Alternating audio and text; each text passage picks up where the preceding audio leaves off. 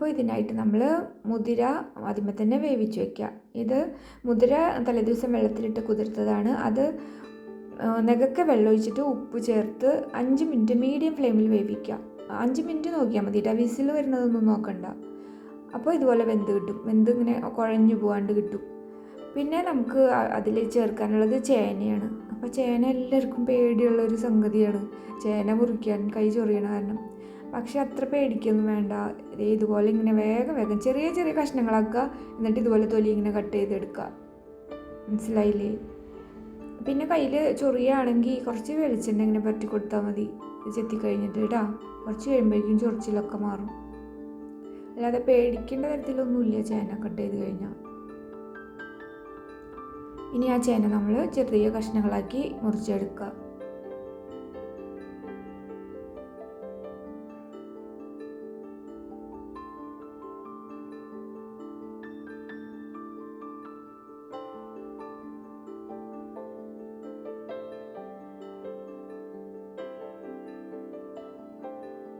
മുതിര വെന്ത് കുഴഞ്ഞു പോകാണ്ട് ശ്രദ്ധിക്കണം കേട്ടോ. നമ്മളെല്ലാതും കട്ട് ചെയ്തെടുത്തു. ഇനി ആ മുതിരയിൽ കുറച്ച് വെള്ളം ബാക്കി നിർത്തിയിരിക്കുന്നത് ഈ ചേനയും കൂടെ ഇട്ടിട്ട് വേവിക്കാനാണ് കേട്ടോ. അപ്പോൾ ഇതും കൂടെ ഇട്ടിട്ട് ചേന ഇട്ടിട്ട് ഒരു വിസിൽ മതി.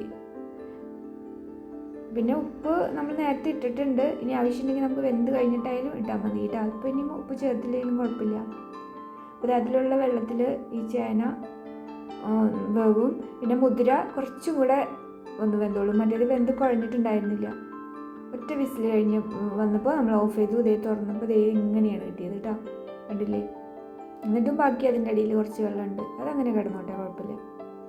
നമ്മുടെ ചേനയൊക്കെ വെന്തിട്ടുണ്ട് കേട്ടോ, ഒരു വിസിൽ മതി. ഇനി നമുക്കിതിലേക്ക് ചതയ്ക്കാനായിട്ട് ഉള്ളി, വെളുത്തുള്ളി, ചുമന്നുള്ളി, അപ്പോൾ അത് കുറച്ച് അധികം തന്നെ എടുക്കുന്നുണ്ട് കേട്ടോ.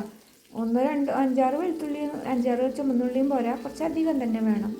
അപ്പോഴാണ് ഇതിന് കൂടുതൽ സ്വാദം ഉണ്ടാവുക. അത് എണ്ണ ഒഴിച്ച് ചൂടാകുമ്പോൾ ഇതിട്ട് കൊടുക്കുക, സാധാരണ പോലെ തന്നെ. പിന്നെ എരിവിന് ആവശ്യമുള്ള കുത്തിപ്പിടിച്ച മുളക് ഇട്ട് കൊടുക്കുക. മുളക് നന്നായിട്ട് മൂത്ത് തരട്ടെ കേട്ടോ, സിമ്മിലിട്ടിട്ട് മൂപ്പിച്ചാൽ മതി. ഇനി ഉള്ളിയിലേക്ക് കുറച്ച് ഉപ്പും കൂടെ ചേർത്ത് കൊടുക്കുക. പിന്നെ കറിവേപ്പിലൊക്കെ ഇഷ്ടമുള്ളത്ര ഒക്കെ ചേർത്ത് കേട്ടോ. ഞാനൊന്ന് മൂത്ത് വന്നപ്പോൾ അവസാനം നമ്മൾ 1 ടീസ്പൂൺ മുളക് പൊടിയും കൂടെ ചേർത്ത് കൊടുത്തു കേട്ടോ. അത് ആവശ്യമുണ്ടെങ്കിൽ ചേർത്താൽ മതി കേട്ടോ, എരിവ് ഇഷ്ടമുള്ളവർക്ക്. ഇവിടെ കുറച്ച് സ്പൈസിയാണ് ഇഷ്ടം, അപ്പോൾ അങ്ങനത്തെ ഒരു ഇതാണ് ഇത് മുതിരയും ചേനയും. ഇനി വെള്ളം ഒട്ടുമില്ലെങ്കിൽ ഇത് കുഴയാണ്ട് ഇങ്ങനെ കിട്ടും, വളർന്ന പോലെ.